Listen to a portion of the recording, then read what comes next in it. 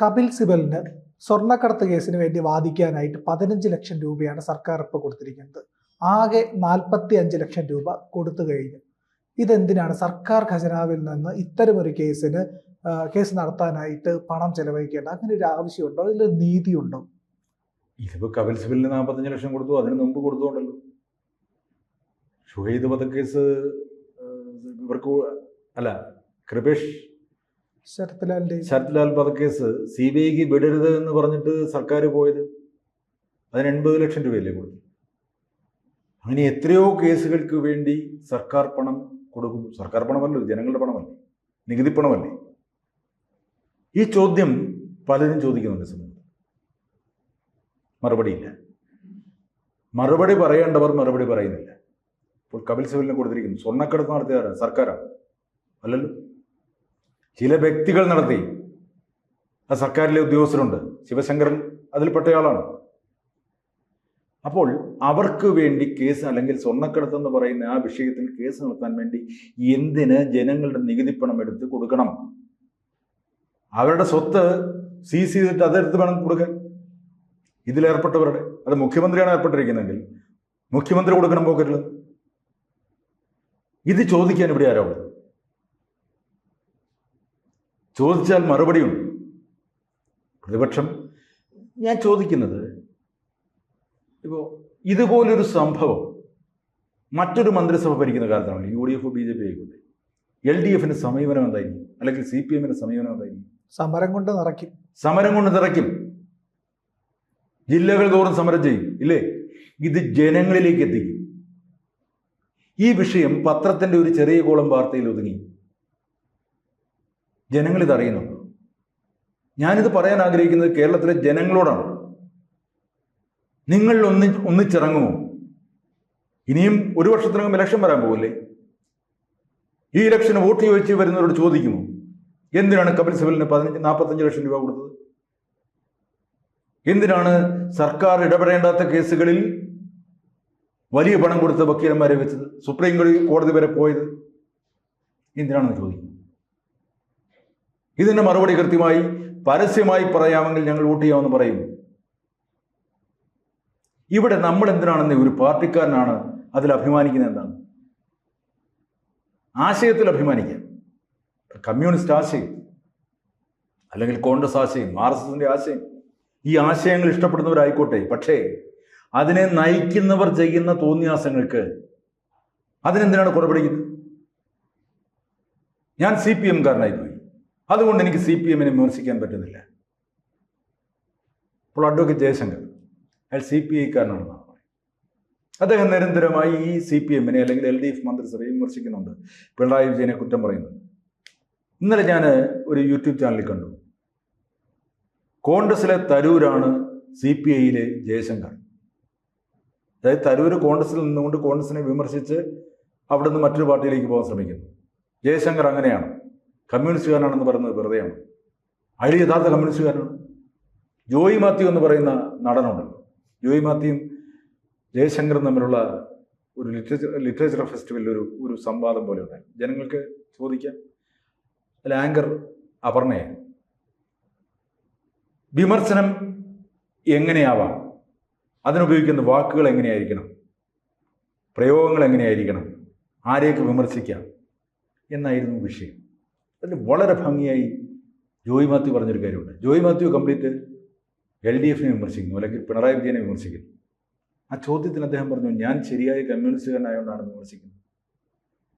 CPM communist ആശയങ്ങളിൽ നിന്നും വ്യതിചലിച്ചുകൊണ്ട് കമ്മ്യൂണിസത്തിന്റെ ലെവലേശമില്ലാതെ പ്രവർത്തിക്കുന്നത് കാണുമ്പോൾ ഒരു കമ്മ്യൂണിസ്റ്റുകാരനായ, ഒരു ഇടതുപക്ഷ ചിന്താഗതിക്കാരനായ ഞാൻ പ്രതികരിക്കും. അതുകൊണ്ട് ഞാൻ കമ്മ്യൂണിസ്റ്റ് അല്ലതാണ്. കമ്മ്യൂണിസ്റ്റ് അല്ലാതായവർക്ക് വേണ്ടിയാണ് ആയവരെയാണ് ഞാൻ കുറ്റം പറയുന്നത്. ആ ചിന്ത ഇവിടെ ജനങ്ങൾക്കുണ്ടാകും. എനിക്ക് CPM മെമ്പർഷിപ്പ് ഉണ്ടെന്ന് വിചാരിക്കുക, അതുകൊണ്ട് എല്ലാ കാലവും ഞാൻ കമ്മ്യൂണിസ്റ്റ് ആണെന്ന് പറഞ്ഞ് തലയുയർത്തി നടക്കുക. അവർ കൊണ്ട് സ്ഥാനാർത്ഥിയാക്കുന്ന ഏതൊരു വൃത്തികെട്ടവനും വോട്ട് ചെയ്യുക എന്നുള്ളതാണോ എൻ്റെ നിലപാട്? ഇവിടെ ഞാൻ പലപ്പോഴും ഈ പിണറായി വിജയനോ അല്ലെങ്കിൽ LDF മന്ത്രിസഭയോ വിമർശിക്കുന്നു. നമ്മൾ ഭരിക്കുന്നവരെയാണ് വിമർശിക്കേണ്ടത്. ഈ പ്രതിപക്ഷത്തെ വിമർശിക്കുന്നതെന്ന് വെച്ചാൽ അവർ പ്രതികരിക്കുന്നില്ല എന്നുള്ളതുകൊണ്ടാണ്. അവരുടെ കയ്യിൽ ഭരണമില്ല. അവർക്ക് പിന്നെ ആകെ പറ്റുന്നത് ഇവരുടെ ഈ തോന്നിയാസങ്ങൾ വെളിച്ചത്ത് കൊണ്ടുവരിക എന്നുള്ളതാണ്. അതിന് അവർ ശ്രമിക്കാതിരിക്കുമ്പോൾ ഞാൻ അവരെയും വിമർശിക്കും. പക്ഷേ ഭരണപക്ഷത്തിരിക്കുന്നവരെ നമ്മൾ വിമർശിക്കണ്ടേ? പ്രതിപക്ഷം അത് ചെയ്യുന്നില്ലെങ്കിൽ ജനങ്ങളിൽ കുറച്ച് പേരെങ്കിലും അത് ഏറ്റെടുക്കണ്ടേ? ഇപ്പം ജയശങ്കറോ ജോയ് മാത്യുവോ അങ്ങനെയുള്ളവർ ചെയ്യുന്നത് ഈ കാര്യമാണ്. ഇവിടെ രാഷ്ട്രീയ വിശ്വാസങ്ങളുടെ പേരിൽ പല സത്യങ്ങളും പറയാതിരിക്കുന്നു മനുഷ്യർ.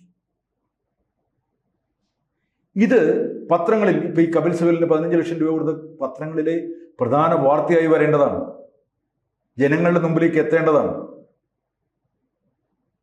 അത് മാധ്യമങ്ങൾ ചെയ്യുന്നില്ല. ഈ 4-ാം തൂണ് എന്ന് പറയുന്ന ആ മാധ്യമം ഉണ്ടല്ലോ, മാധ്യമങ്ങൾ അവരവരുടെ പ്രവർത്തനം കൃത്യമായി ചെയ്യുന്നുണ്ടോ? അത് ചെയ്യാത്തത് എന്തുകൊണ്ടാണ്? പലപ്പോഴും പല മാധ്യമങ്ങളും PRDയുടെ പരസ്യത്തിന് വേണ്ടിയാണ് പലതും മറച്ചു വെക്കും. ശ്രദ്ധിക്കാത്ത സ്ഥലത്ത് ന്യൂസ് കൊടുത്താൽ അങ്ങ് പോകും. ഇതൊക്കെയാണെന്ന് ജനങ്ങളിലേക്ക് എത്തിക്കേണ്ടത്. 100 കോടി രൂപ എടുത്ത് ആഘോഷം നടത്തുന്നു 4-ാം വാർഷികം. എന്തിന്? ആ നിയമസഭയിൽ എവിടെയെങ്കിലും വെച്ചൊരു കേക്ക് മുറിച്ച് 4-ാം വാർഷികം ആഘോഷിച്ചു എന്ന് പറഞ്ഞാൽ ഈ 100 കോടി രൂപ മറ്റെന്തെല്ലാം നല്ല കാര്യങ്ങൾക്ക് ഉപയോഗിക്കാം. ഇപ്പോൾ ആശാ വർക്കേഴ്സ് സമരം ചെയ്യുന്നു. 1000 ലൈഫിന്റെ വീട് വെക്കാമായിരുന്നു. ഇപ്പോൾ ആശാ വർക്കേഴ്സിന്റെ സമരം നടക്കുമ്പോൾ പറയുന്നത് ആശാ വർക്കേഴ്സ് ആരും സമരം ചെയ്യുന്നില്ല എന്നാണ് ആരോഗ്യവകുപ്പ് മന്ത്രി പറഞ്ഞത്. അപ്പോൾ ഈ സമരം ചെയ്യുന്ന 400 പേര് അവർ കണ്ണിപ്പെട്ടിട്ടില്ലേ? അവർ ആശാ വർക്കേഴ്സ് അല്ലേ? അപ്പോൾ എന്താണ്? SUCI ആണ് അതിൻ്റെ പിന്നിൽ പ്രവർത്തിക്കുന്നത്. അവരോടുള്ള വിരോധം. ഈ 4-ാം വാർഷികം ആഘോഷിക്കുമ്പോൾ മുഖ്യമന്ത്രി പറഞ്ഞ എന്താ? അവർ സമരം ചെയ്യും, അത് ഞാൻ മൈൻഡ് ചെയ്യുന്നില്ല. പിന്നെ എങ്ങനെയാണെന്ന് മനുഷ്യത്വമുള്ള ഒരു കമ്മ്യൂണിസ്റ്റ് ആണെന്ന് പറയുന്നത്? 400 പേര് വേണ്ട, 4 പേര് വേണ്ട, ഒരാൾ മതി. ഒറ്റയാൾ പോരാട്ടം നടത്തുകയാണ്, സമരം നടത്തുകയാണ്. അവരുടെ വിഷയം എന്താണ്? ആ വിഷയം ഞങ്ങൾ കണക്കിലെടുക്കാം. അവരെ വിളിച്ച് മുഖ്യമന്ത്രി തന്നെ സമവായത്തിലെത്തേണ്ടതാണ്.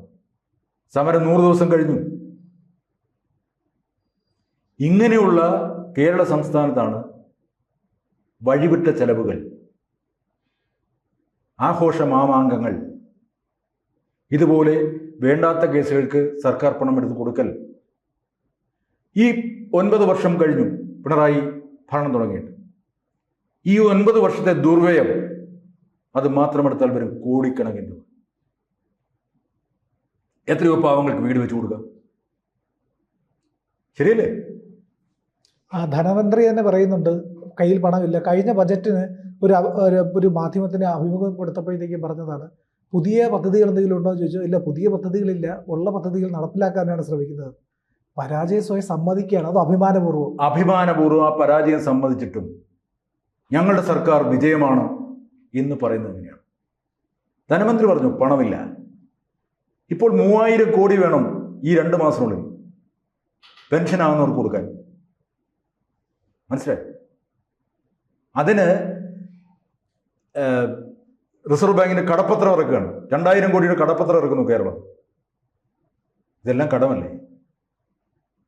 ഇതെടുത്തിട്ടാണ് ഈ റിട്ടയർ ചെയ്യുന്നവർക്ക് ആനുകൂല്യങ്ങൾ കൊടുക്കും. എന്നിട്ടും കേരളം നമ്പർ 1 ആണെന്ന് പറയുന്ന ഒരു ഉളുപ്പില്ലാത്ത മന്ത്രിമാർ ഭരിക്കുന്ന ഈ നാട്ടിൽ നമ്മൾ സാധാരണക്കാർ എന്തിന് ജീവിക്കണം, എങ്ങനെ ജീവിക്കും, എങ്ങനെയാണ് ജീവിക്കേണ്ടത്? എന്തുകൊണ്ടാണ് ചെറുപ്പക്കാർ വിദേശങ്ങളിലേക്ക് പോകുന്നത്?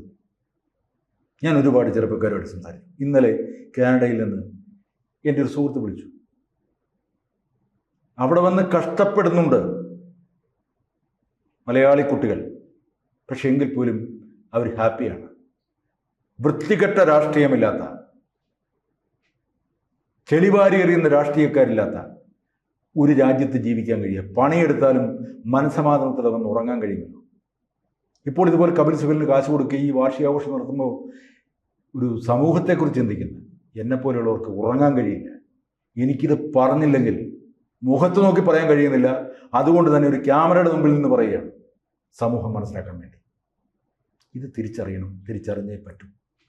എന്തായാലും സംശുദ്ധമായ ഒരു രാഷ്ട്രീയ പാർട്ടി അല്ലെങ്കിൽ ഒരു ഭരണ യന്ത്രം നമ്മളെ നയിക്കാൻ എന്തെങ്കിലും വരുമെന്ന ഒരാശയിലാണ്. ചിലപ്പോൾ നമ്മൾ മരിച്ചു കഴിഞ്ഞിട്ടായിരിക്കും. അടുത്ത തലമുറയ്ക്കെങ്കിലും ആ സൗഭാഗ്യം കിട്ടട്ടെ എന്ന് ആഗ്രഹിക്കാനേ നമുക്കിപ്പോൾ കഴിയും. കൂടുതൽ വാർത്തകളും വിശേഷങ്ങളും നിങ്ങളിലേക്ക് എത്താൻ ABC മലയാളം സബ്സ്ക്രൈബ് ചെയ്യുക, ബെൽബട്ടനും അമർത്തുക.